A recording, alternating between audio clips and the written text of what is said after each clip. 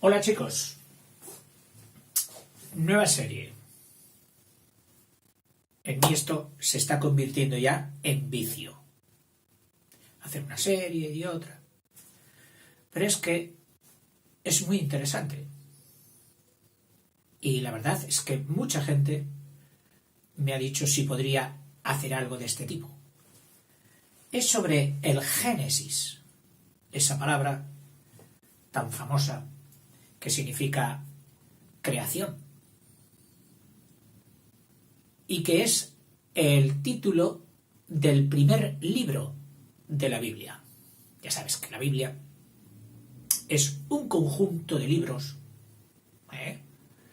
En la Iglesia Católica, por ejemplo, admiten hasta 72. En otras confesiones pueden ser 2 arriba, 3 abajo. En la religión judaica o hebrea, pues lógicamente quitan los del Nuevo Testamento sobre Cristo y sus apóstoles, pero añaden otros al Antiguo Testamento que no los tiene la Iglesia Católica. En fin, cada confesión tiene sus peculiaridades dentro de este conjunto de libros. Libros que muchos de ellos hoy serían, pues, opúsculos, es decir, muy pequeñitos, pero en aquel tiempo ya se llamaban libros. La palabra biblos significa, pues, conjunto de libros. O sea que Biblia es una palabra que etimológicamente solo significa libros. Estos libros, que no se escribieron todos al mismo tiempo, algunos son pues muy, muy antiguos. Pues a lo mejor pasan de los 2000 años fácilmente. Comparándose en antigüedad, a lo mejor un poco menos, que las primeras escrituras hechas por la humanidad en Mesopotamia y en Egipto. Al fin y al cabo, el pueblo hebreo, así cuando en Mesopotamia surgieron los distintos dioses creados para aglomerar a la gente dentro de una ciudad donde había unas personas, la aristocracia o la monarquía de aquel tiempo, que le interesaba mantener unidos a la gente. Y la idea de un dios era muy buena para mantener unidos. Por otra parte, los dirigentes y gobernantes descargaban así su responsabilidad directa en la administración de esa gente y lo ponían en manos de un dios al que le decían este dios, que es más poderoso que yo, te puede castigar. Este dios lee en tu interior, yo no puedo, pero él sí, así que vigila con lo que haces. Y cada ciudad tenía, pues, si era un territorio extenso, como Sumeria hasta Siria, había varias ciudades, pues cada ciudad hizo su dios, tratando de alguna manera, y los enfrentaba a unos con otros por la supervivencia. El hombre siempre ha querido, la palabra mágica de la historia de la evolución es la supervivencia. Era una herramienta más de sobrevivir.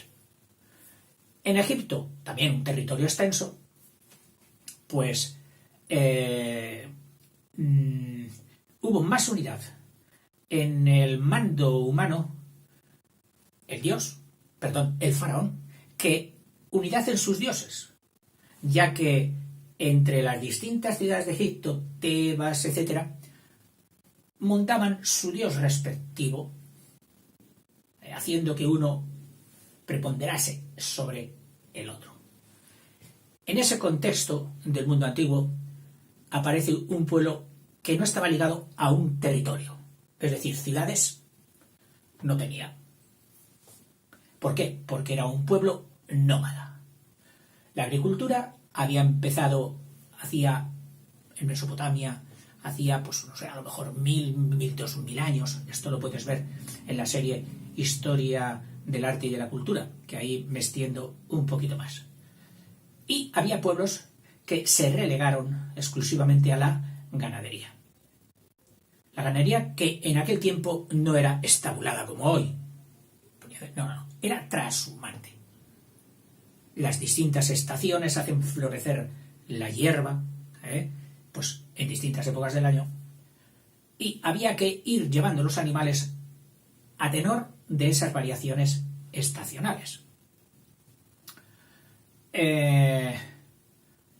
Este fue el caso del pueblo hebreo. Entonces, ellos no podían tener un Dios para contraponerlo a una ciudad vecina. Ellos dijeron, nosotros también tenemos un Dios. Este Dios no lo vamos a compartir con nadie, va a ser solamente nuestro, exclusivo. Porque nosotros seremos su pueblo y Él será nuestro Dios y de nadie más. ¿Por qué? Porque si ese Dios fuera de alguien más, no nos mandaría conquistarles sus tierras, conquistarles sus territorios, imponer nuestro modo de vida para poder subsistir, para poder vivir. Y entonces hacen un Dios con muchas aplicaciones, pero todas unívocas al mismo pueblo. Que ya digo que por otra parte era algo que se hacía con los dioses en todas las ciudades. Salvo una, para mí, honrosa excepción, que fue el intento de Zoroastro en la última fase de los imperios mesopotámicos, en concreto de Babilonia, con los medos y los persas, que concibió un Dios bueno, un Dios padre de muchos pueblos, un Dios compatible con el buen entendimiento entre las naciones, no con la guerra, que era para lo que habían creado los pueblos anteriores a sus dioses, para prevalecer. No. Zoroastro impulsó una religión que le dio resultado, en principio políticamente, a los jefes que la adoptaron, porque la conquista meda se vio favorecida por este talante de aceptar a los otros pueblos bajo los mantos de su Dios, y logró unas conquistas muchísimo mayores, unos territorios enormes, que no correspondían a la potencia de su ejército. Lo cual quiere decir que había otros elementos tácticos de convencimiento de las zonas invadidas. Bueno, el pueblo hebreo se ve rodeado, atenazado, en una de sus principales contrariedades, pues están su exilio a Egipto y su exilio y aprisionamiento a Babilonia, que precisamente de Babilonia fue libertado por los medos, esta última poder de los pueblos mesopotámicos, bajo la influencia de Zoroastro, y se da la famosa liberación del pueblo hebreo. El pueblo hebreo no era ajeno a la cultura de los pueblos que le rodeaban, mesopotámicos, egipcios, etc. Y en su teología, en su teogonía, en su forma de concebir el mundo, la creación, pues toma muchos elementos de las que ya estaban escritas y esparcidas por el mundo aquel. La mayor diferencia, por ejemplo, el hecho de que Dios hiciera de barro al primer hombre, pues estaba contemplado eso ya en otras varias religiones. Incluso más adelante, bastante más, el misterio de la Trinidad pues ya existía en otras religiones hindúes, de las que seguramente pues tomaría influencia. Pero esto ya es muy tardío. No. Vayamos al principio. Las ideas importantes tenían que servir para aglutinar al pueblo hebreo. Era la finalidad. O sea, como pollitos recogidos por el dios gallina, protegidos por ese dios. Y que el dios les exige y hace con ellos un pacto de mutua fidelidad, el pacto más universal, el pacto de la Edad Media. Yo soy tu conde, y yo te protejo a ti y tú eres fiel a mí. El pacto de fidelidad de la subsistencia humana y su estructuración en lo social. Yo te obedezco, tú me proteges. Y yo te pago impuestos, tú me proteges. ¿Contra quién? Contra otros.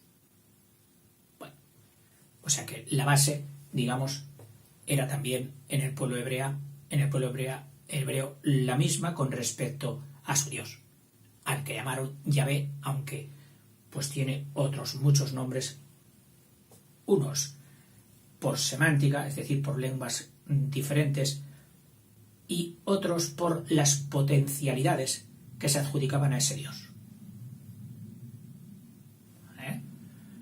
Pero lo diferente de la religión hebraica respecto a todas las demás es su monoteísmo. Es decir, el haber hecho todo un solo Dios y nada más que uno. Fíjate que un pueblo tan inteligente como el pueblo romano no aceptó el monoteísmo. Aceptó el politeísmo. Y en el Panteón de Roma sabes que allí hizo un altar a cada uno de los dioses de todo el imperio, hasta el dios desconocido. En fin, voy a empezar advirtiendo de que mi intención es examinar un texto antiguo a la luz de la exégesis, es decir, de lo que muchas personas que han estudiado profundamente, con años y años de estudio, esos textos antiguos. Textos antiguos que pueden formar como una manta, pero no una manta uniforme. Es como una manta hecha de retales. Este retal, ¡ay, qué bonito es! Ponlo ahí. Oye, pues esta tela también está muy bien, esta historia. Ponla ahí.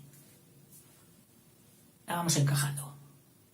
Y así, de tradiciones orales, de llegadas y alusiones de otras culturas que impactaban con la psicología, con la idiosincrasia de un determinado pueblo, en este caso el hebreo, eran recogidos y eran metidos formando una unidad múltiple, aunque sea paradójico lo de unidad múltiple. Claro, esto no es fácil de interpretar a la luz de hoy, donde un texto se escribe todo de principio a fin y por el mismo autor y con el mismo estilo y en el plazo de unos meses como mucho. No fue el caso de la Biblia y menos de sus primeros libros, en concreto de los 5 primeros, a cuyo grupo de 5 lo han llamado el Pentateuco. Y el primero de ellos, por supuesto, debiera ser indefectiblemente el Génesis, porque supone que es donde se hace el mundo. Podría decir muchas cosas más, pero bueno, quiero advertir que por favor, no se sienta nadie ofendido con mi opinión, es la mía. La mía, refrendada, cogida un poquito. Este es el primer tomo de los 3 que tiene esta Biblia, que sabéis que tiene muchísimas ediciones, es el libro más editado del mundo. Este es el primero de 3, con ilustraciones del famoso grabador Gustave Doré, que también dejó su fama en otra obra magnífica y multieditada, que es El Quijote. Aquí os enseño un grabado para que veáis cómo son estos grabados de Gustave Doré. Ya sabéis que los grabadores lo hacían todo con escoplo chiquitito, rayando, haciendo las figuras en placas, normalmente de aleaciones de metales blandas, base de plomo, estaño, y que luego esas placas se entintaban, se ponían sobre el papel y dejaban el grabado. O sea, un valor manual inmenso. Todavía hay quienes lo practican.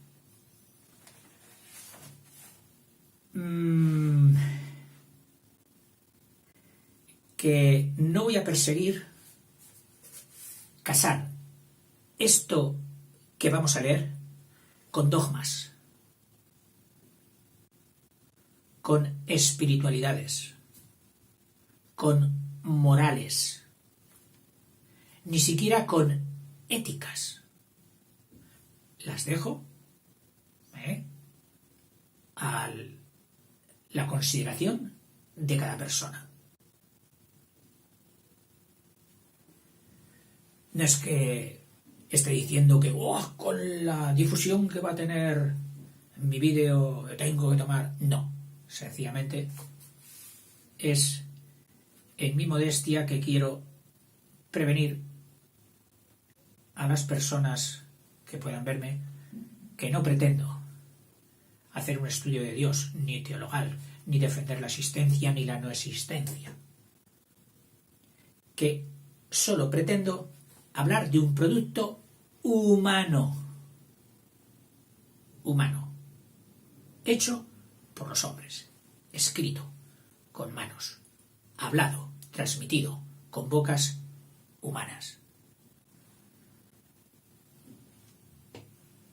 Otra cosa es para los creyentes si creen que esos hombres, los escritores sagrados, fueron inspirados por Dios.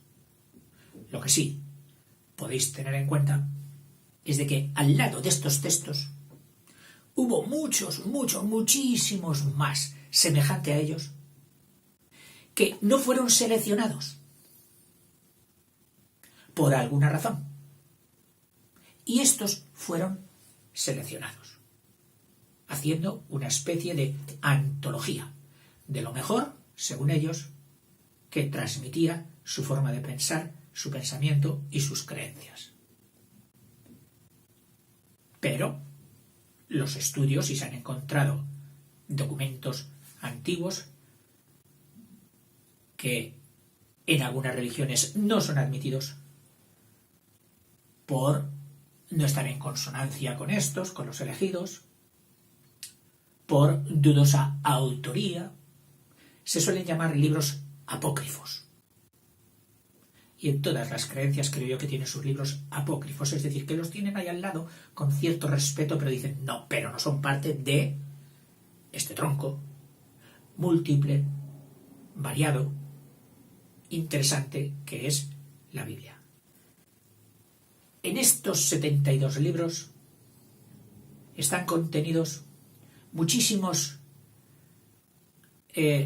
leyendas, mitos, narraciones que impactan con el espíritu humano. Y por eso han sido elegidos y transcritos. ¿Qué sé yo? La enemistad dentro de una familia,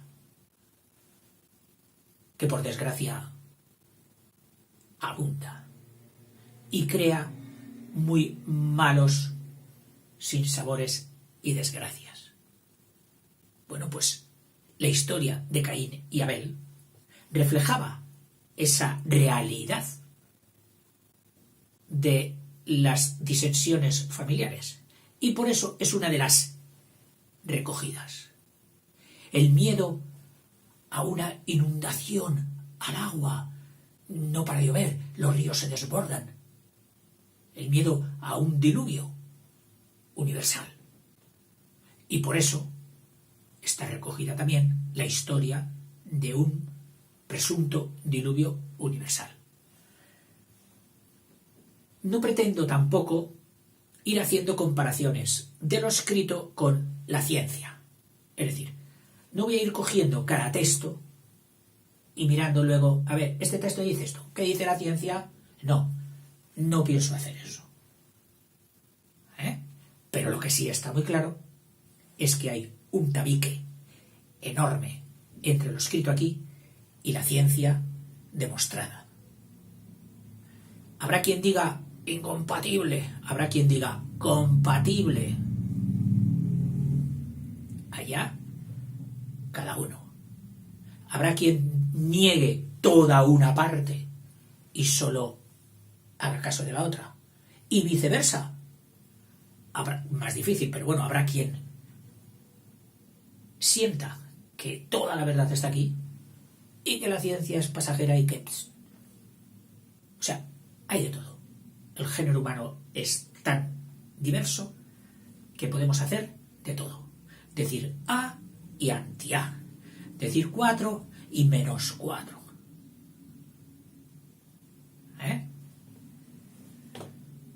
Se me pasarán muchas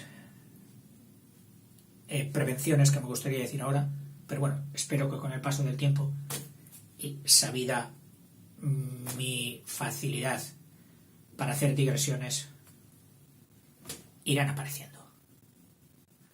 En fin, he visto aquí... quería deciros que no acabo de deciros que esta es la Biblia llamada de Jerusalén, que está auspiciada, transcrita, comentada, traducida por un centro muy importante de estudios bíblicos. De estudios bíblicos. Una especie de instituto donde trabajan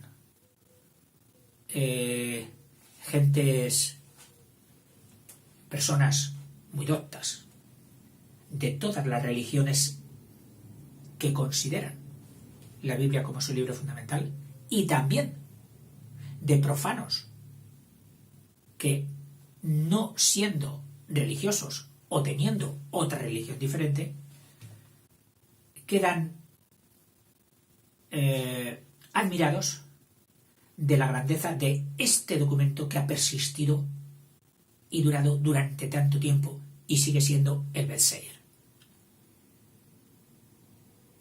Y de estos estudios, pues fíjate, por ejemplo, en esta página.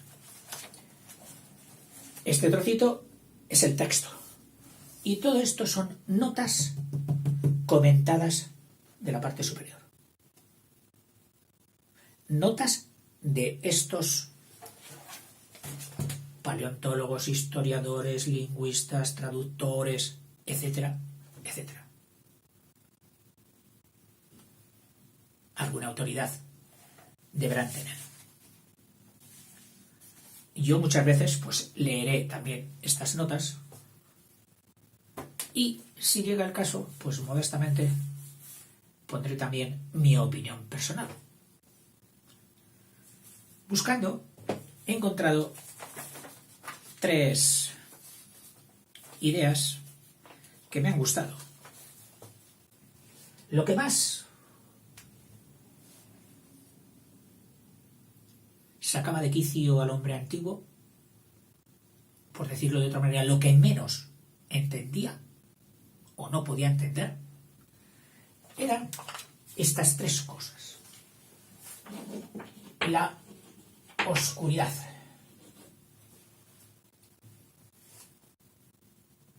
anulación de todo. El abismo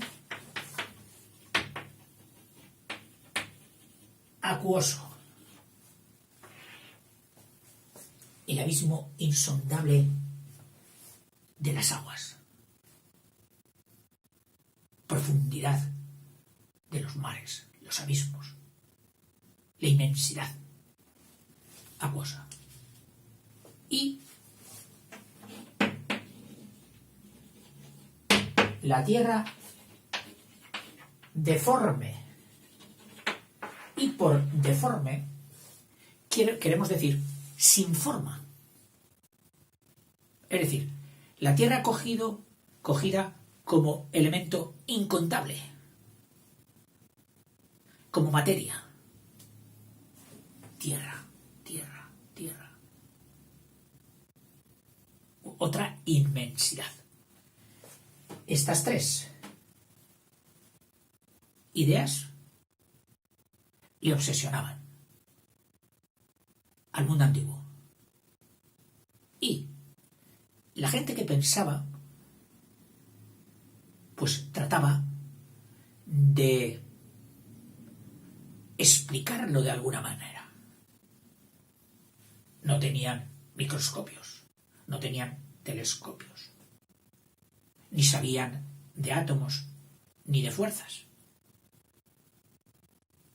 Lo explicaban para sus paisanos, haciéndoles entender cómo muchas veces, pues a base como hacemos hoy, de comparaciones, de similitudes, de analogías, de leyendas. Lo importante era comunicárselo a la gente, y a la gente sencilla, de forma que lo entendiera. No a filósofos ni teólogos, a gente sencilla.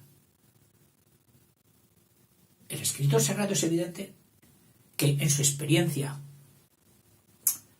diaria veía un sitio donde había algo nuevo que salía de algo informe. La alfarería. La cerámica, la alfarería, viejísima, que está en la raíz de la civilización del hombre, era el sitio donde él veía, mira, aquí se hace algo nuevo. No había un botijo, no había una cazuela, no había, y la hay, acto creador. Y concibe a ese Dios omnipotente como un gran alfarero. Él tiene también la virtud de cosa informe, hacer cosa formal. Formas. Claro. Para ver las formas, que es los límites. Una forma será cuando la materia tiene límites. Cuando veamos agua, eso es informe, no tiene forma. Cuando vemos tierra, es informe, no tiene forma. Y si hay oscuridad, es imposible ver los límites que hagan esa forma. Y aquí tenía sus 3 puntos a explicar. ¿Cómo resolver el problema de la oscuridad, del abismo oscuro acuoso, y de la tierra informe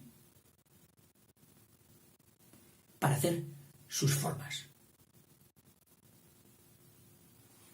Entonces, traza un esquema y sobre la base de 7 días, una semana, que seguro que era ya un tiempo consagrado en el mundo antiguo. Consagrado no me refiero a sagrado, un tiempo estipulado en el mundo antiguo para hacer una pausa dentro de las labores diarias. Un periodo de 6 días más 1 a descansar. 6 días trabajo más 1 a descansar. Y entonces, como Dios era como un artesano, pues también le cogieron una semana para que trabajara y un día para descansar. Así de fácil. Y en 6 días se tuvo que dar prisa a Dios para hacer todo. Pero como Dios era omnipotente, lo hizo. Entonces, el primer día hace una preparación. Entre los días del 1 al 3, hace una preparación entre los días 1 a 3. Con respecto a la oscuridad, en el primer día crea la luz. Y ojo, porque vamos a explicarlo luego. Y en el día luego, ahí crea la luz y también separa la luz de la oscuridad. Porque oscuridad seguiría habiendo. Todos los días se daba un periodo de oscuridad. No podía erradicarla. Con respecto al abismo acuoso, pues el segundo día crea el firmamento para separarlo de ese abismo, que al parecer ese abismo ya existía. Ese abismo acuoso no lo creó Dios, según el autor. Ya lo veremos.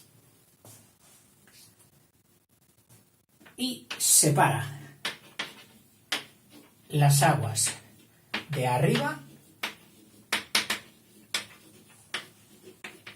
de las de abajo, que también explicaremos qué entendían por esto.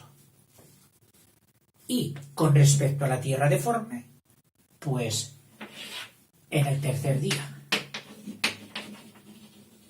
la separa de la tierra,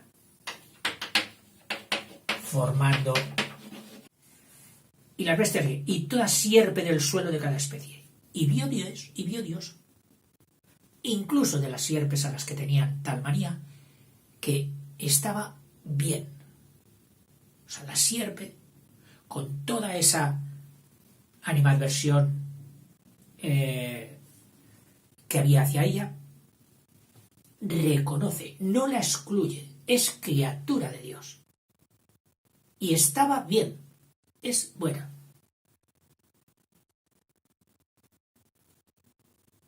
La bondad de la naturaleza y de lo creado por encima de cualquier ideología o sentimiento,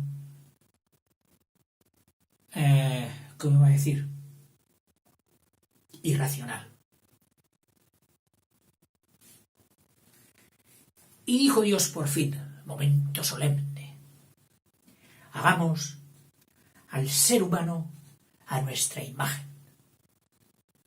como semejanza nuestra, semejanza, parecido a nosotros, y manden sobre los peces del mar, y en las aves de los cielos, y en las bestias, y en todas las alimañas terrestres. Y no se olvida, y en todas las sierpes que serpean por la tierra. Fíjate cómo nos ha dividido el mundo animal.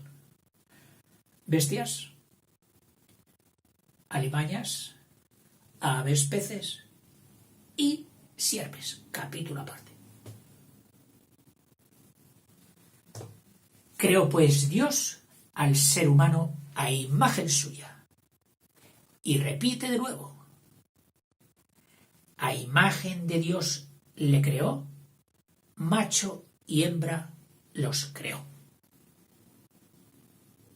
En este primer relato, que es el relato que hemos dicho sacerdotal, no entra a especificar cómo salió la mujer del hombre. Eso lo hará en el siguiente relato, en el Génesis 2.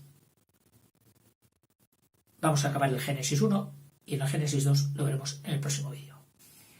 Y bendíjolos Dios, y díjoles Dios: sed fecundos, y multiplicaos, y henchid la tierra, y sometedla.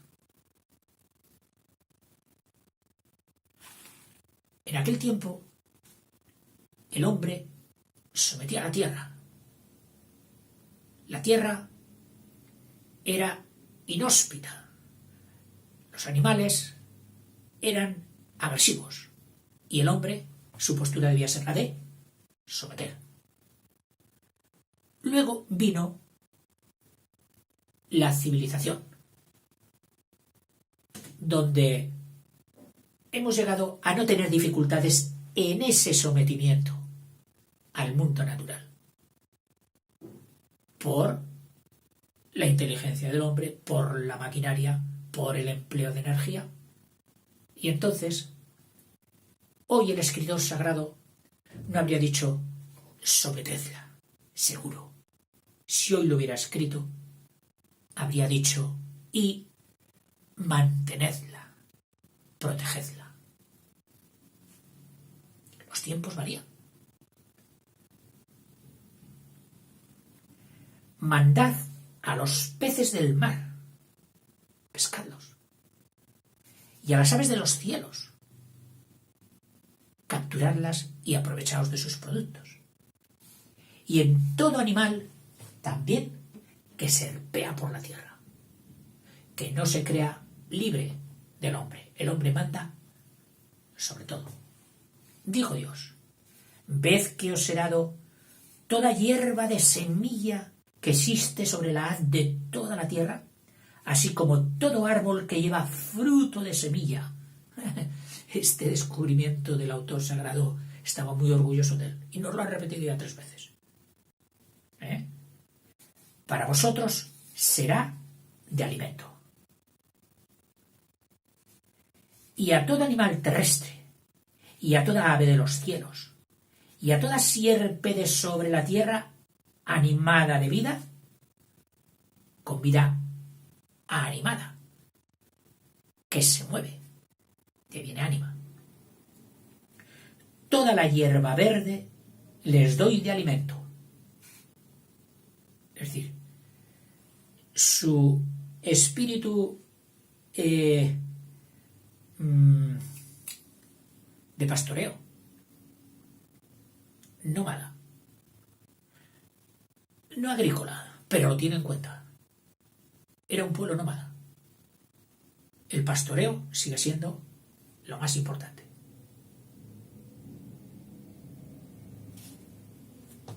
Y así fue. Vio Dios cuanto había hecho y todo estaba muy bien.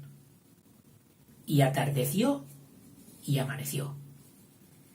Día sexto. Ahora la Biblia hace aquí una pausa y dice capítulo 2, donde empieza con el final de ese día, con el descanso, y viene el reflejo, la onda repetidora de esta gran conmoción de la creación, y nos lo vuelve a recordar con ligeras variaciones. Y esto lo vamos a ver en el vídeo siguiente. Hasta luego.